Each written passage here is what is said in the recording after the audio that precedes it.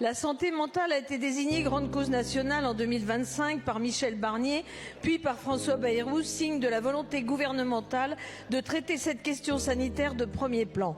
Nous sommes aujourd'hui confrontés à un véritable enjeu de santé publique auquel il est urgent d'apporter des réponses fortes. Chaque année en France, 13 millions de personnes sont concernées par un trouble psychique, soit un Français sur 5.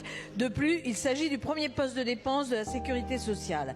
Avec ma collègue Sandrine Rousseau, que j'associe à cette question, nous vous avons remis un rapport sur la prise en charge des urgences psychiatriques qui faisait suite à de nombreux déplacements et auditions et qui a permis d'établir un diagnostic fidèle et complet de la situation. Celui-ci a été largement approuvé par les soignants du secteur psychiatrique. Il faisait état de 21 recommandations et a été suivi d'un courrier au Premier ministre et d'une proposition de résolution.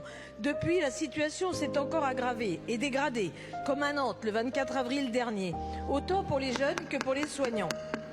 Si la santé mentale de notre jeunesse doit être priorisée, de même que celle des femmes, après 5 mois, peu d'actions ont été annoncées, hormis lors des assises de la santé scolaire par Elisabeth Borne, avec un protocole de santé mentale dans tous les établissements, et par Gabriel Attal, avec sa proposition que chaque enfant, avant 18 ans, ait vu 2 fois un professionnel de santé.